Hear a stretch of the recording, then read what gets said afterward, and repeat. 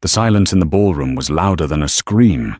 500 of New York's elite froze as the crimson liquid dripped from Lakota's chin, staining her white silk blouse like a fresh wound. Victoria Sterling, the matriarch of high society, stood holding the empty glass, a sneer painted on her face. She thought she had just put a penniless gold digger in her place. She had no idea that the woman standing before her, wiping wine from her eyes, was the anonymous buyer behind Project Helios, the sole entity capable of saving Victoria's crumbling empire. In 30 seconds, Victoria didn't just ruin a dress, she incinerated an $800 million lifeline. And the best part, she handed the match to the one woman she underestimated. The chandeliers inside the grand ballroom of the Pierre Hotel didn't just sparkle, they judged. Or at least that's how it felt to anyone who wasn't born with a trust fund attached to their umbilical cord. Lakota Vance stood near the periphery of the room, clutching a glass of sparkling water. She wore a simple, elegant cream blouse and black trousers, an outfit that screamed staff or assistant to the billionaires surrounding her, but understated power to anyone who actually knew business. But nobody here knew business. They knew inheritance. "Straighten your back, Lakota. You look like you're waiting for a bus." The voice was ice and velvet. Lakota didn't need to turn around to know it was Victoria Sterling, her mother-in-law, the woman who had worn black to Lakota's wedding 2 years ago, and spent the reception telling guests that Liam, her son, was going through a charitable phase. "Good evening, Victoria," Lakota said, turning with a practiced, polite smile. "The gala looks beautiful. You've outdone yourself." Victoria was a vision in emerald taffeta, dripping in diamonds that probably cost more than the GDP of a small island nation. She looked at Lakota, not with hatred, but with something far worse, boredom. "It's not just a gala, Lakota. It is a strategic battlefield." Victoria snapped, scanning the room over Lakota's shoulder. "But I wouldn't expect you to understand the nuances of high finance. Where is Liam? I need him to meet with the representatives from the Helios Group. If we don't close this merger tonight, the Sterling legacy is vulnerable." Lakota took a sip of water to hide the smirk tugging at the corner of her lips. Vulnerable was an understatement. Lakota knew for a fact, because she had read the due diligence reports on her encrypted tablet that very morning, that Sterling Enterprises was hemorrhaging cash. They were over-leveraged in commercial real estate and desperate for a buyout. "Liam is at the bar getting a scotch," Lakota said softly. "And regarding the Helios Group, I heard they are very particular about leadership ethics." Victoria laughed, a harsh, barking sound. "Ethics, oh, you sweet, naive girl. This is business. They care about margins and assets. I have the assets. I just need to charm the mysterious CEO, whoever he is. Rumor has it he's a recluse, probably some tech shut-in from Silicon Valley." "Or she," Lakota corrected gently. Victoria rolled her eyes. "Don't start with your feminist rhetoric tonight, Lakota. I have $800 million on the line. I need Liam to look like a successor, not the husband of a freelancer." Victoria said the word freelancer like it was a contagious disease. Lakota was a graphic designer on paper. It was the perfect cover. It explained why she was always on her computer, why she had flexible hours, and why she didn't wear designer labels.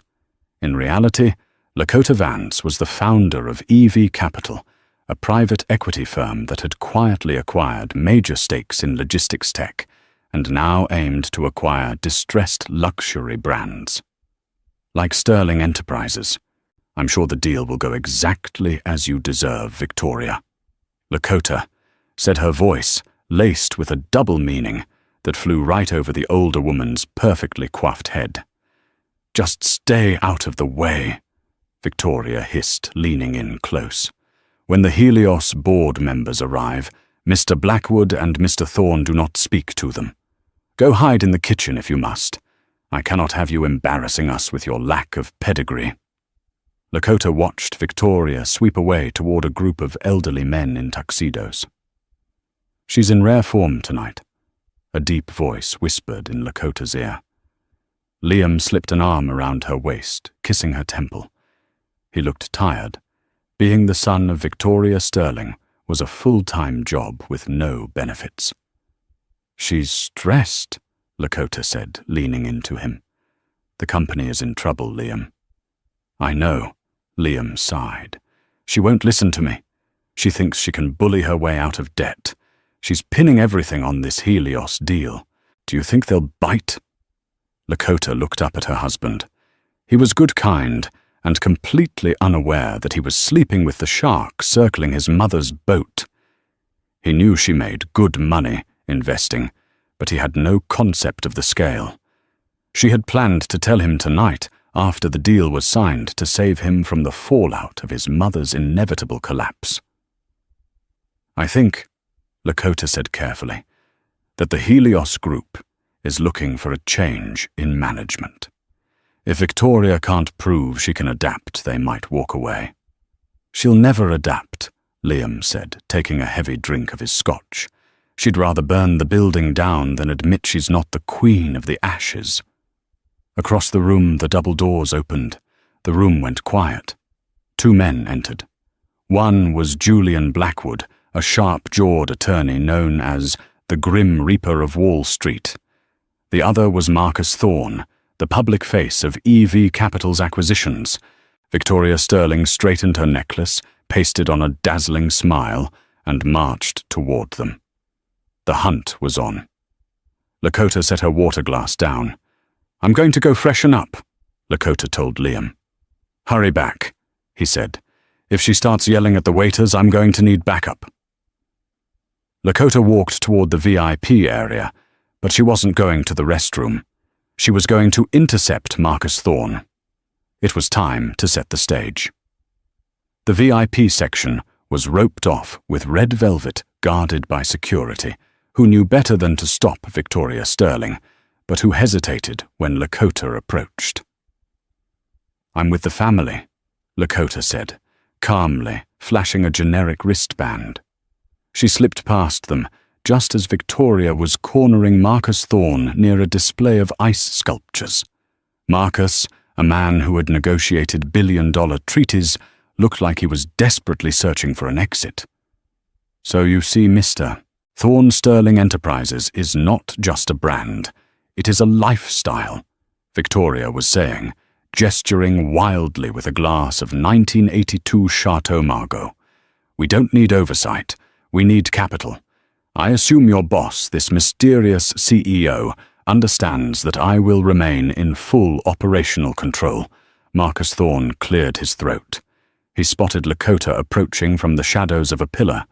His eyes widened slightly, a micro-expression of recognition, but he quickly masked it. He knew the protocol Lakota is a ghost until she chooses to manifest. "Mrs. Sterling," Marcus said, his voice smooth. "The CEO of EV Capital is very hands-on. The terms of the acquisition would require a restructuring of the board, specifically the removal of legacy management that has underperformed." Victoria's face went pale, then red. "Legacy management? Are you referring to me?" "We look at the numbers, ma'am. The numbers say the brand is stagnant." "The numbers are wrong," Victoria snapped, her voice rising. Heads turned. The ambient chatter of the gala began to dim as the elites scented blood in the water.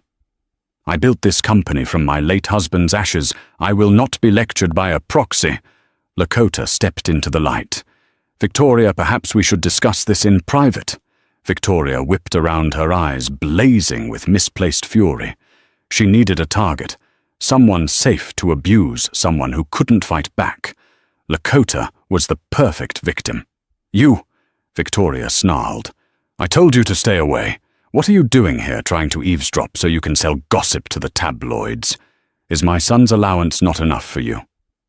"I'm trying to help you," Lakota said, her voice steady. though her heart pounded. Mr. Thorne is trying to tell you that the deal depends on your willingness to step down. If you make a scene, you kill the deal. Step down, Victoria laughed high and shrill. For who, Liam? He's too soft. He married you, didn't he? That proves his judgment is flawed. Victoria took a step closer to Lakota, invading her personal space. The smell of expensive wine and desperate fear radiated off her. You have been a stain on this family since the day you arrived. Victoria spat loud enough for the circle of onlookers to hear. Walking around with your department store clothes and your pathetic little graphic design job. You think you're one of us? You are a parasite, Lakota. A nobody. Victoria, stop. Liam's voice cut through the crowd. He was pushing his way through, looking horrified. Mother, that's enough. It is not enough, Victoria screamed. She turned back to Marcus Thorne. You want to know why this company is struggling? It's distractions. Like her, I have to carry the weight of everyone. Mrs. Sterling, Marcus said coldly, I strongly suggest you lower your voice.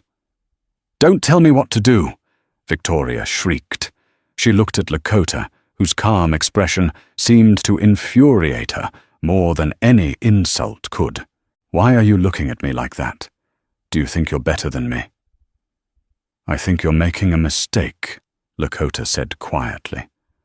The only mistake, Victoria said, her hand trembling, was letting you into this building. And then it happened. In a moment of theatrical rage, Victoria raised her glass of the 800-a-bottle red wine. With a flick of her wrist, she didn't just spill it. She launched the liquid. A dark crimson arc splashed across Lakota's face, soaking her hair, dripping down her nose, and ruining the cream silk blouse. The room gasped. It was a collective intake of breath from 500 people. The music stopped. The silence was absolute. Lakota stood frozen. The wine burned her eyes. She could feel the cold liquid seeping into her skin. Victoria stood panting, the empty glass still in her hand. For a second, she looked triumphant. Then she looked at Marcus Thorne. Marcus wasn't looking at Victoria. He was looking at Lakota, and he wasn't looking at her with pity. He was looking at her with deferential fear. Marcus Thorne stepped forward, bypassing Victoria completely. He pulled a pristine white handkerchief from his pocket and extended it to Lakota. Ma'am, Marcus said, his voice ringing clear in the silent ballroom. Are you all right? Victoria blinked. Ma'am, why are you calling the help, ma'am? Lakota took the handkerchief. She wiped her eyes slowly. When she lowered the cloth, the kindness was gone from her face. The daughter-in-law was gone. The CEO had arrived. Lakota looked at Marcus. Cancel the wire transfer, Marcus. Yes, ma'am, Marcus replied, instantly pulling out his phone. Victoria frowned, confusion warring with her anger. Wire transfer? What wire transfer? What is going on? Lakota stepped forward, her wine-stained clothes suddenly looking like the armor of a war-torn general. She ignored the wine dripping from her chin. She looked Victoria dead in the eye. The $800 million wire transfer to save Sterling Enterprises. Lakota, said her voice projecting to the back of the room. I'm cancelling it. Victoria scoffed, a nervous, jittery sound. You can't cancel anything? You're nobody. Mr. Thorne, tell her to stop this charade. Marcus Thorne looked up from his phone. It's done. The deal is dead. He looked at Victoria. You don't seem to understand, Mrs. Sterling. We don't negotiate with people who assault our chairman. Victoria froze. Chairman, Marcus gestured to Lakota. May I introduce Lakota Vance, founder and majority shareholder of EV Capital, and until 30 seconds ago, the owner of the company that was about to save your life. The glass slipped from Victoria's fingers and shattered on the floor. The silence that had befallen the Pierre Hotel ballroom was shattered not by a scream, but by the frantic clicking of camera shutters. The press, previously relegated to the back of the room, smelled the story of the decade. The Victoria Sterling humiliating the secret savior of her own empire. Victoria stared at the shattered glass at her feet, then up at Lakota. Her brain was misfiring, unable to bridge the gap between the freelancer daughter-in-law she despised and the financial titan standing before her. "This is ridiculous." Victoria stammered, her laugh sounding brittle and manic. "Is this some kind of sick joke, Liam? Did you put her up to this, hiring actors to embarrass your mother?" She pointed a shaking finger at Marcus Thorne. "I know who you are, Mr. Thorne. You are a respectable businessman. Why are you playing along with this peasant's delusion?" Marcus Thorne didn't blink. He reached into his briefcase held by an assistant who had materialized beside him and pulled out a thick document bound in navy blue leather. "This is the acquisition contract, Mrs. Sterling." Marcus said, his voice projecting easily. "Page 1. Buyer entity EV Capital. Managing partner and sole proprietor, Lakota Vance." He flipped the document open and held it up. There in bold print was Lakota's signature, sharp, angular, and undeniable. Victoria squinted at the paper. The color drained from her face, leaving her looking haggard and old under the harsh ballroom lights. "No," she whispered. "That's impossible. You design logos. You drive a Honda."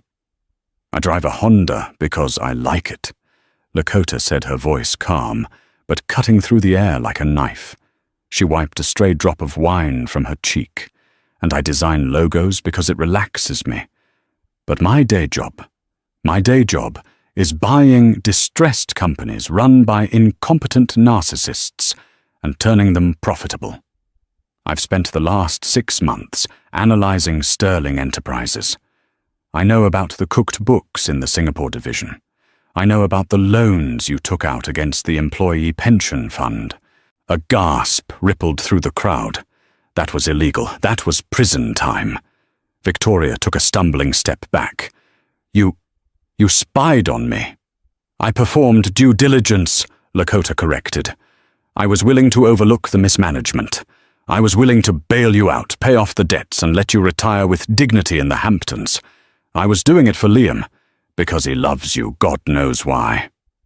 Lakota took a step forward, and for the first time, Victoria Sterling looked small. "But you just reminded me of the golden rule of business: Victoria, never invest in a liability. And you," Lakota gestured to the wine stain on her chest, "are a liability." Liam, who had been standing in stunned silence, finally moved. He looked from his mother to his wife. His eyes were wide, processing the deception, the secret wealth, and the overwhelming reality of the situation. But when he looked at the wine, dripping off Lakota's clothes, his confusion hardened into resolve. He took off his tuxedo jacket and draped it over Lakota's shoulders, covering the stain. "Liam," Victoria cried out, sensing her ally slipping away. "She lied to us. She lied to you. She's been sitting on a fortune while we struggled. She's a snake." Liam turned to his mother. His face was a mask of cold disappointment. "She didn't pour wine on you, Mother. You did that. You did this." "I am your mother. I built this life for you."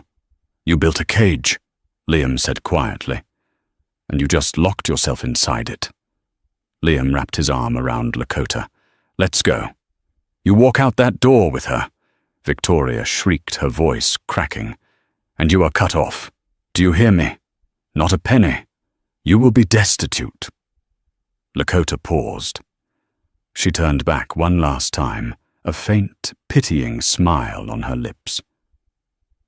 "Victoria," Lakota said softly, "I bought the bank that holds your mortgage last week. I don't think you're in a position to cut anyone off." With that, Lakota and Liam turned and walked toward the exit, The crowd parted like the Red Sea. As they reached the double doors, Marcus Thorne fell into step behind them, flanked by 4 security guards. Behind them, the sound of Victoria Sterling screaming orders that nobody obeyed echoed in the vast, expensive hall. She was alone, in a room full of people, drowning on dry land. The morning sun hit the floor-to-ceiling windows of the penthouse suite at the Mandarin Oriental. It wasn't their apartment Lakota had felt they couldn't go back to their modest 2-bedroom in Brooklyn, not with the press camped outside. Lakota sat on the edge of the king-sized bed, wearing a plush hotel robe. Her hair was washed, the smell of expensive wine finally gone, but the tension remained. Liam was standing on the balcony, staring out at Central Park. He had been there for an hour, holding a cup of coffee that had long since gone cold. Lakota stood up and walked to the glass door. She hesitated, then slid it open. The city noise drifted up, sirens honking the heartbeat of New York. "Liam?" she asked softly. He didn't turn around immediately. "I Googled you," he said. His voice was flat. "Lakota Vance, net worth estimated at $1.2 billion. Forbes 30 Under 30's list 3 years ago under a pseudonym. You own everything. The logistics company, my friend, works for yours. The app I use to track my running yours." He turned around. His eyes weren't angry, but they were hurt. 2 years, Lakota. We ate instant noodles when the heater broke because we were saving money. We argued about whether we could afford a vacation to Jersey. Why? Lakota sighed, wrapping her arms around herself. This was the conversation she had feared more than Victoria's wrath. "Because of my father," she said. Liam frowned. "You said your father was a mechanic." "He was. But he won the lottery when I was 12. $70 million.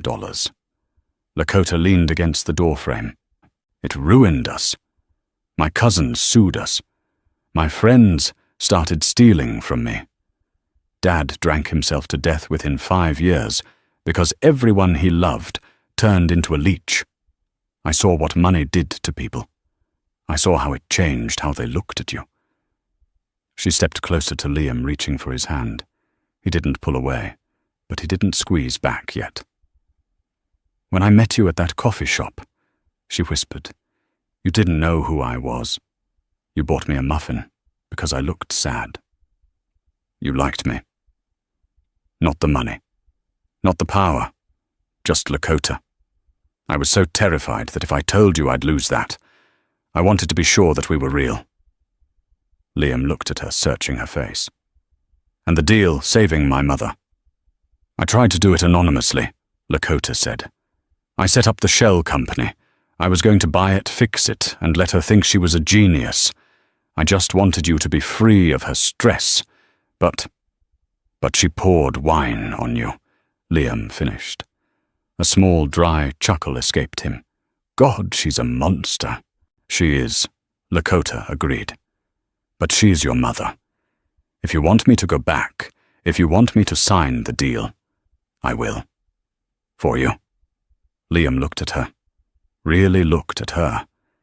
He saw the woman who had nursed him through the flu. The woman who laughed at his bad jokes. The woman who was currently willing to burn $800 million to save a woman who hated her. "No," Liam said firmly. He squeezed her hand. "Don't sign it. She needs to learn. But we need to talk about the instant noodles thing. No more lying. Full transparency," Lakota promised. "Starting now." Her phone buzzed on the table inside. Then it buzzed again. And again. It was a relentless stream of notifications.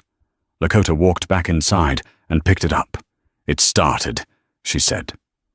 "What us?" The fallout. Lakota swiped the screen to mirror it onto the large TV in the suite. The news was on CNBC. The headline flashed in red, "Sterling Enterprises, stock plummets 40% after merger collapse." The anchor was speaking rapidly. Insiders report a disastrous scene at the Pierre Hotel last night involving CEO Victoria Sterling and a potential investor. Creditors are reportedly calling in loans this morning. Bankruptcy could be filed as early as noon. "She's done," Liam said, watching the screen. "Not yet," Lakota said, her eyes narrowing. She pointed to a ticker at the bottom of the screen. "Look who just entered the building." On the screen, live footage showed the entrance of the Sterling Tower. A black limousine had pulled up. A man stepped out, tall, silver-haired, wearing a pinstripe suit that cost more than a car. He had a shark-like smile that made the camera lens seem to crack. "Who is that?" Liam asked. "Charles Vane."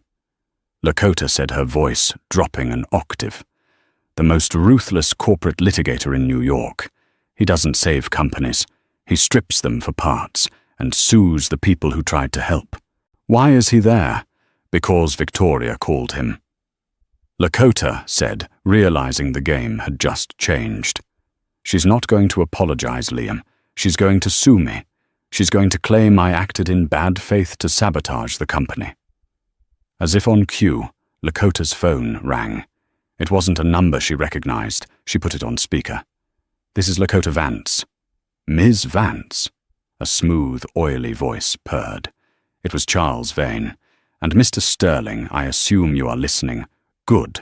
I represent your mother, Victoria Sterling.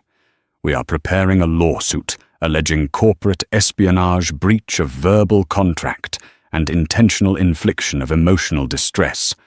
We are seeking $1.5 billion in damages." "You have no case, Charles," Lakota said, her voice icy.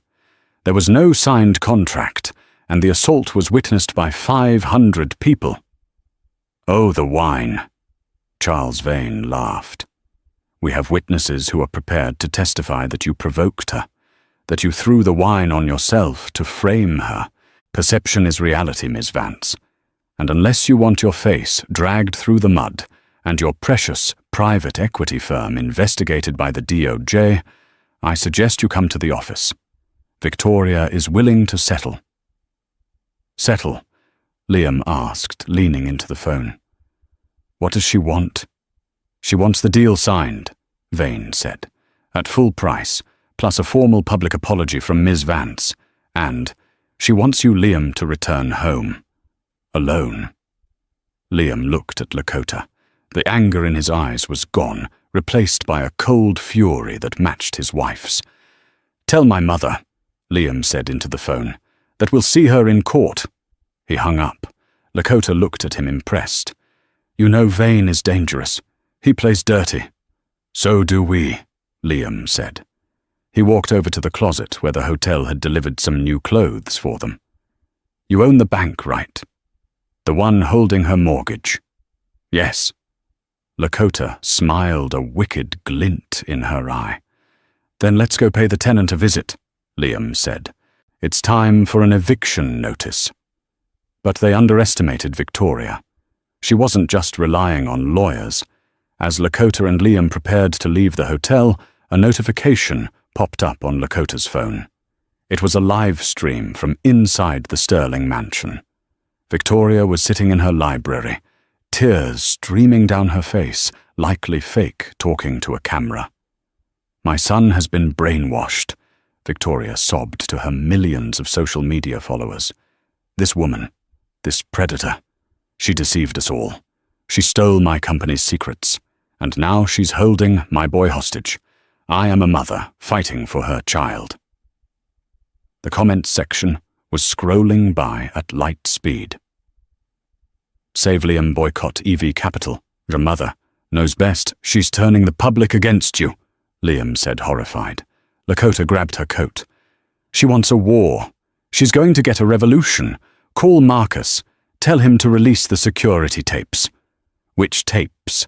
"The ones from the house," Lakota said grimly. "The ones from last Christmas. The ones where she admits to the tax fraud. If she wants to play the victim, let's show the world the real villain." The battle for public opinion had begun, and the Sterling name was the battlefield. The lobby of EV Capital was a fortress of glass and steel in lower Manhattan, a stark contrast to the crumbling, gilded decay of Sterling Enterprises. But even the bulletproof glass seemed fragile against the mob outside. Gold digger, home wrecker, give Liam back. Lakota watched the scene from the back seat of her armored SUV as it pulled into the underground garage.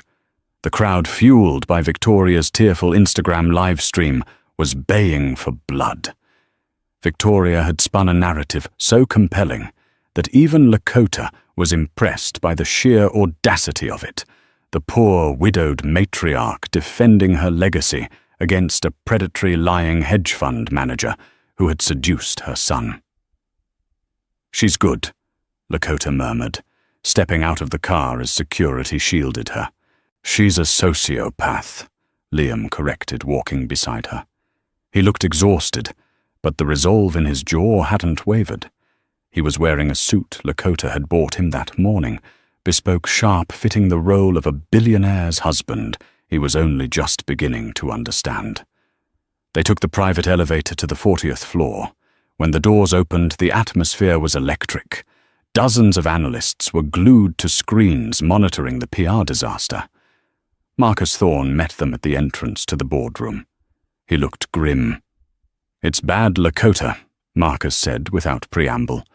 "Stock in EV Capital is down 4% just on reputation damage. Our partners in Tokyo are asking questions. Victoria's lawyer Vane just filed an emergency injunction to freeze your personal assets pending the lawsuit. He's claiming you used insider information gained through marriage to sabotage Sterling Enterprises." "Can he do that?" Liam asked, alarmed. "He can try," Lakota said, walking into her office and throwing her coat on a chair. "He's trying to starve us out. He thinks if he freezes my accounts, I can't fight the legal battle." Lakota sat behind her desk, a massive slab of black marble. For the first time, Liam saw her fully in her element. She wasn't the wife clipping coupons. She was a general at war. "Marcus, what's the status on the Sterling debt?" Lakota asked. "We own 60% of their commercial loans," Marcus replied, pulling up a holographic chart. "But there's a problem. Vane found a loophole. There's a grace period clause. We can't foreclose for another 48 hours.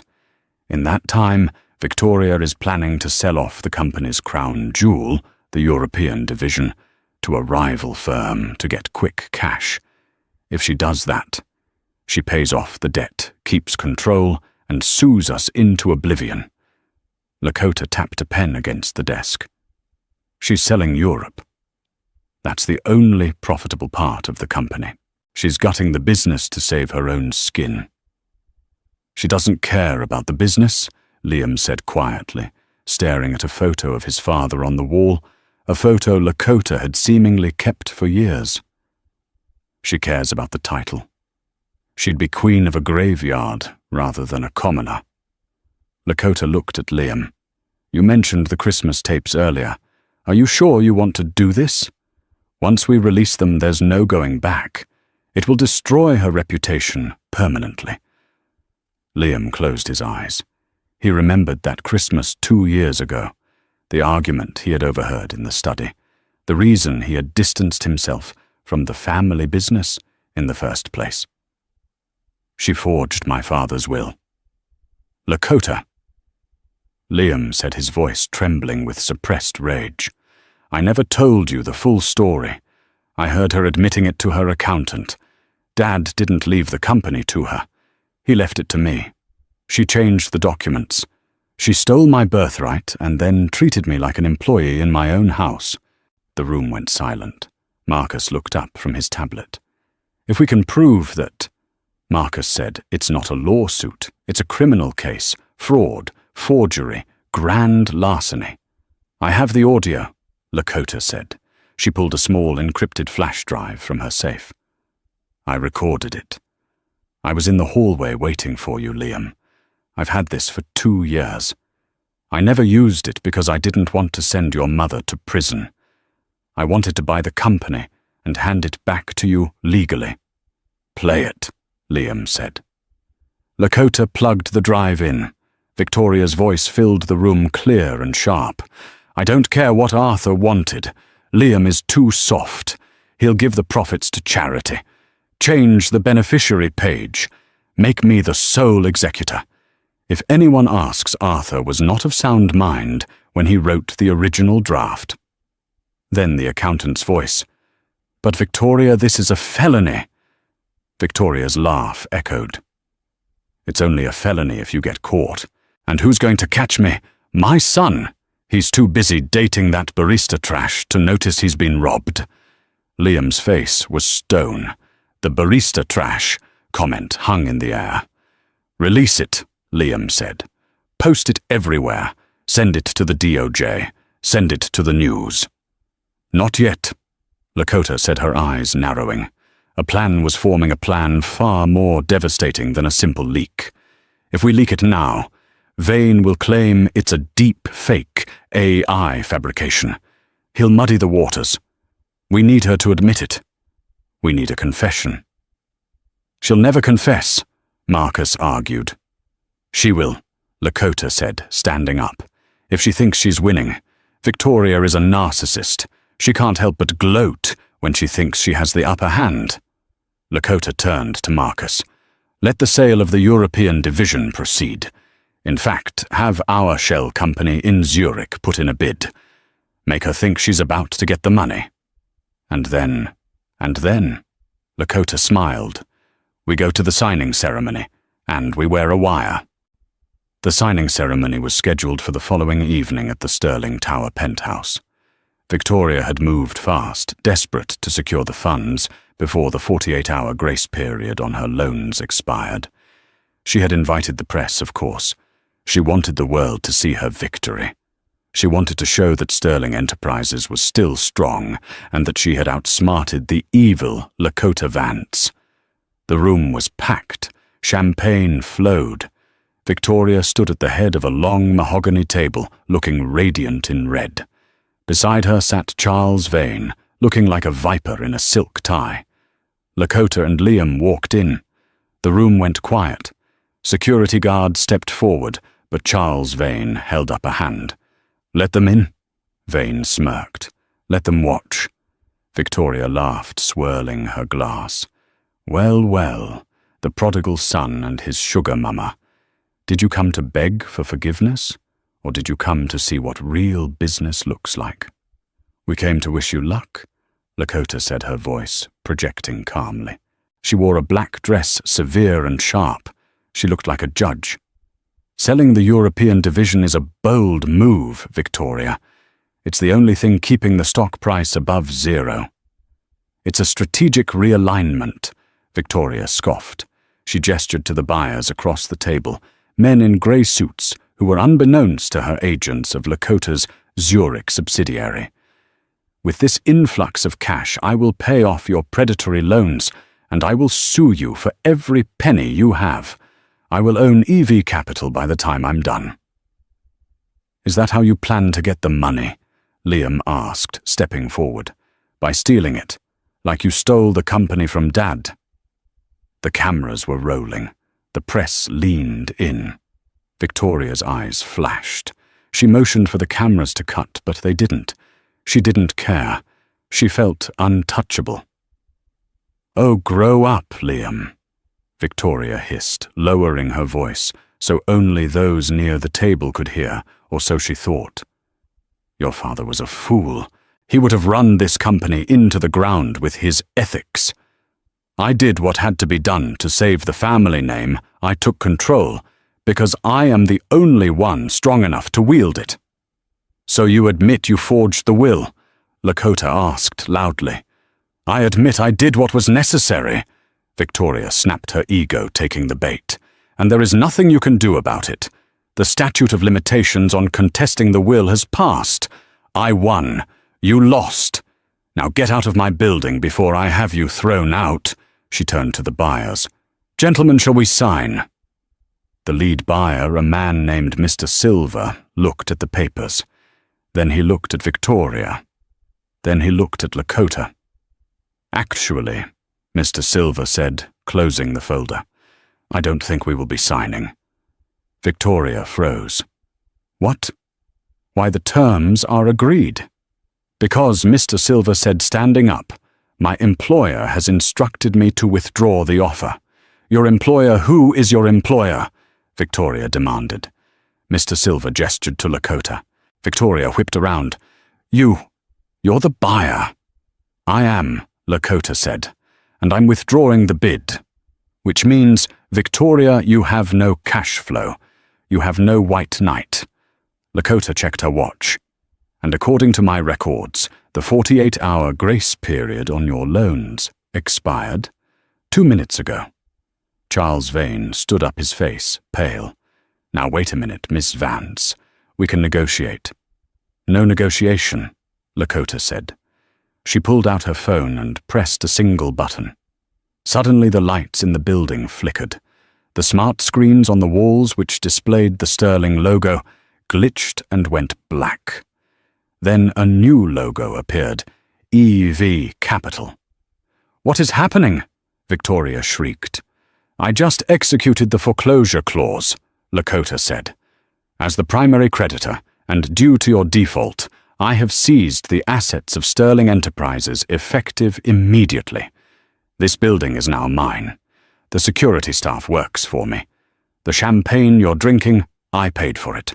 Lakota signaled to the head of security, a man who had worked for Victoria for 10 years, a man Victoria had berated and underpaid for a decade. Mr. Henderson, Lakota said, please escort the trespassers off the premises. Mr. Henderson smiled. It was a genuine smile. He walked over to Victoria. Mrs. Sterling, Henderson said, I'm going to have to ask you to leave. You can't touch me. I own this city. Victoria screamed, backing away. She looked at Charles Vane. Do something. Vane was already packing his briefcase. I'm afraid, Victoria, that my retainer requires a solvent client, and since you just lost your company, I resign. Vane walked out, leaving her alone. Liam, Victoria cried, reaching out to her son. Liam, please, you can't let her do this to your mother. Liam looked at her. He saw the woman who had manipulated him, lied to him, and stolen his father's legacy. I'm not doing this to you, Mother, Liam said. You did it to yourself. And by the way, that barista trash you talked about, she just outsmarted you without raising her voice. Liam turned his back on her. Henderson and 2 other guards gently but firmly took Victoria by the arms. As they led her toward the elevators, she wasn't the queen of society anymore. She was just a screaming woman in a red dress being evicted from a kingdom she stole. Lakota stood at the head of the table. She looked at the press, who were stunned into silence. The show is over, Lakota said. Please clear the room. We have a company to rebuild. 6 months is a long time in the world of high finance. In 6 months, fortunes can be made, governments can topple, and names that were once etched in stone can be washed away like chalk in the rain. The Sterling Tower, once a monolith of black marble and intimidation that loomed over Midtown Manhattan, had undergone a soul transplant. The heavy light-sucking drapes in the lobby were gone, replaced by floor-to-ceiling smart glass that flooded the atrium with natural light. The golden S that had adorned the floor, a symbol people were once forced to walk around, had been removed. In its place was a modern collaborative workspace filled with greenery. It was no longer the Sterling Tower. It was the Vance Sterling Center for Innovation. Lakota Vance sat in what used to be Victoria's office. The layout was unrecognizable. Victoria's desk, a monstrosity of mahogany that sat on a raised platform to make her look taller than her guests, was gone. Lakota worked at a sleek, modest table near the window, surrounded by her team. The Q3 projections are in Lakota, Marcus Thorne said, projecting a hologram onto the glass wall. Since we liquidated the toxic assets in the luxury division and pivoted to sustainable tech revenue, is up 210%. The stock price has tripled since the red wine incident. Lakota smiled, taking a sip of coffee from a mug that said, "World's okayest boss, a joke gift from an intern, something Victoria would have fired someone for." "And employee retention?" Lakota asked. "Highest in the industry," Marcus replied, scrolling through the data.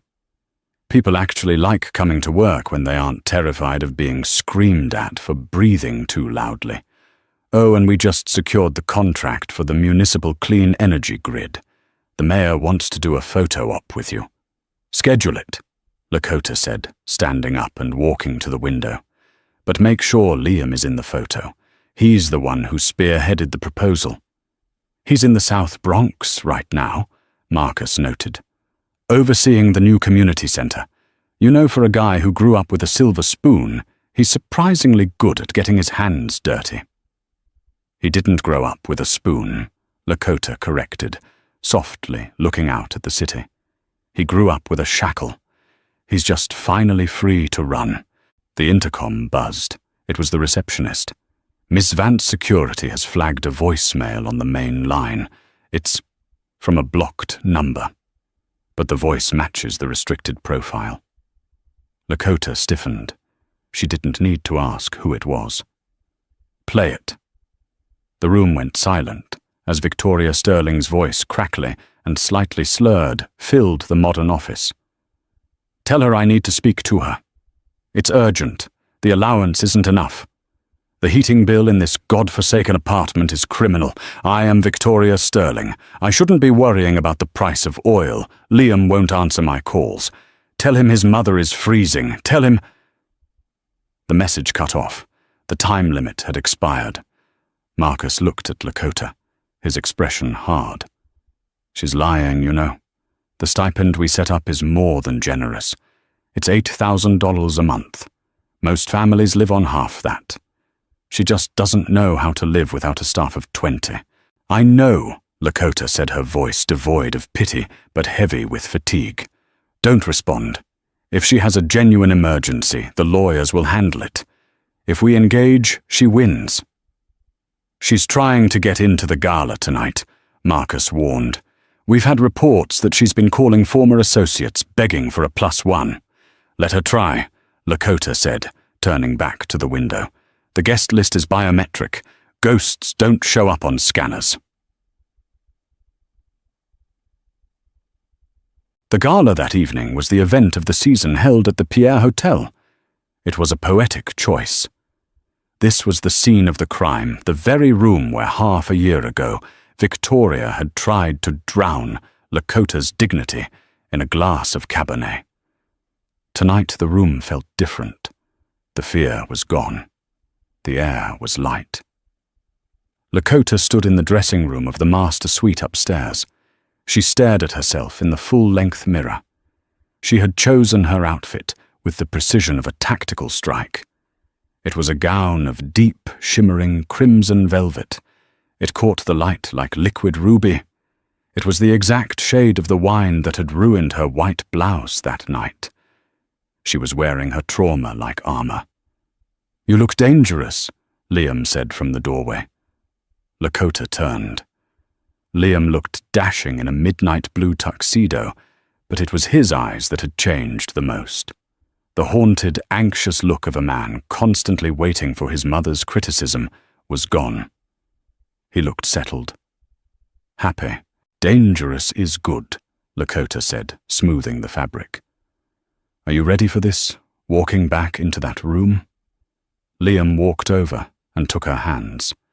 "The last time we were there, I walked out with nothing but the shirt on my back and you. It turned out to be the best deal I ever made." "You're charming when you're rich," Lakota teased. "I'm charming because I'm free," he countered. He paused his thumb, tracing her knuckles. "I heard the voicemail. From her." Lakota's smile faded slightly. "I didn't want you to worry about it." "I'm not worried," Liam said, and his voice was startlingly firm. "I used to feel guilty. I used to think I owed her for sacrificing so much to raise me. But I realized she didn't sacrifice anything. She invested in me like I was a stock, and she expected a return. You don't owe a lone shark love, Lakota. He kissed her forehead. Let's go downstairs. There are 500 people waiting to see the woman who took down the Queen. The descent into the ballroom was a slow-motion victory lap. When the doors opened, the conversation didn't stop, it shifted. Heads turned, eyes widened. Lakota and Liam descended the grand staircase, hand in hand. The same society elites who had sneered at Lakota 6 months ago, who had whispered, "Gold digger," behind their fans, now practically tripped over themselves to make eye contact. Lakota darling. It was Mrs. van der Hoven, a woman who had once asked Lakota to fetch her a drink, mistaking her for a waitress. "That dress is exquisite. We simply must do lunch. I have a charity initiative that needs your brilliance." Lakota smiled, a shark-like baring of teeth that passed for politeness. "Lovely to see you, Beatrice. Call my office. My assistant handles the smaller accounts."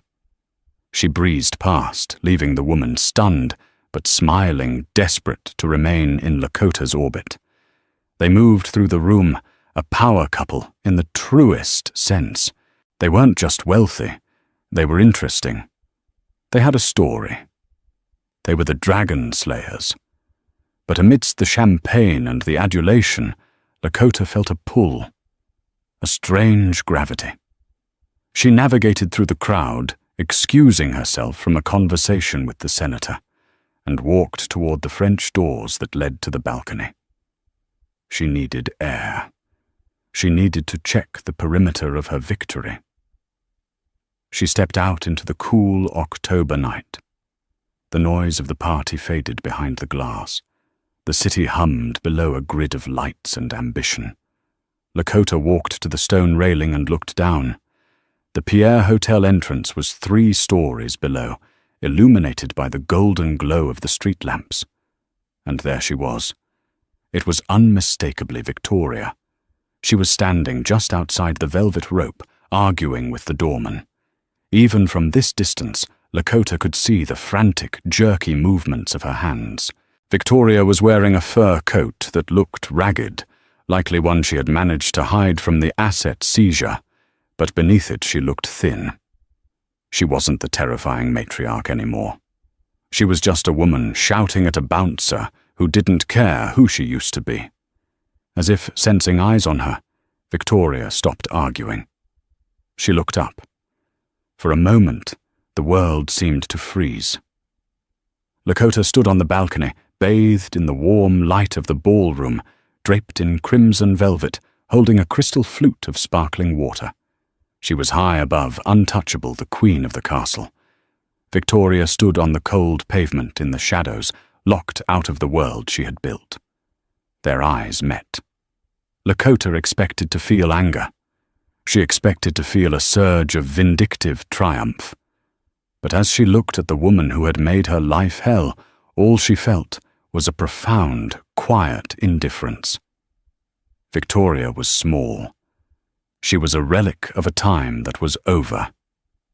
Victoria raised a hand. It was a pathetic gesture, half a wave, half a plea. Her mouth moved, shouting something that the wind carried away before it could reach the balcony. Liam Please Lakota didn't move. She didn't wave, she didn't scowl, she simply raised her glass. A toast to the past, the gesture said, and to its end. Lakota turned around her crimson dress, swirling around her ankles. She didn't watch Victoria leave. She didn't need to. Victoria Sterling was no longer the protagonist of this story. She wasn't even the villain. She was just background noise. Lakota opened the doors and stepped back into the warmth. Liam was waiting for her near the band. The musicians had just started a slow, jazzy number. He saw her come in, saw the look on her face, a mix of finality and peace, and he knew. "Is she gone?" Liam asked quietly. "She's been gone for a long time," Lakota answered. We just finally stopped looking for her." Liam smiled, a genuine boyish smile that reached his eyes. He extended his hand. "Mrs. Vance, I believe this is our song." "We don't have a song," Lakota laughed, taking his hand. "We do now," he said, pulling her onto the dance floor. As they swayed under the crystal chandeliers, surrounded by the applause of the city's elite, Lakota rested her head on Liam's shoulder. She thought about the instant noodles in the drafty Brooklyn apartment. She thought about the secrets, the fear, and the wine dripping down her face. And then she looked around at the empire she now controlled, not for power, but for protection. She had won. Not because she had the most money, though she did. And not because she was the most ruthless, because she wasn't. She had won because she knew who she was when the bank account was empty and Victoria Sterling never did. The music swelled, the camera flashed, and Lakota Vance, the invisible titan, finally allowed herself to be seen. And that is how Lakota Vance turned a humiliation into an empire. It's a powerful reminder that you should never judge someone by their cover or by the job they tell you they have. Victoria Sterling learned the hard way that when you try to crush someone, you better make sure they aren't the one holding the deed to your house. In the end, the wine stain washed out, but the karma that stuck forever. It just goes to show the best revenge isn't screaming. It's succeeding so loudly that your enemies have to listen. Wow, what a ride. If you enjoyed this story of massive revenge and instant karma, please hit that like button. It really helps the channel grow and tells me you want more stories like this. And if you haven't already, subscribe and turn on the notification bell so you never miss the next part of our daily drama series. I've got an even crazier story coming tomorrow about a boss who fired his intern, unaware she was the owner's daughter. You don't want to miss it. Thanks for watching, and I'll see you in the next video.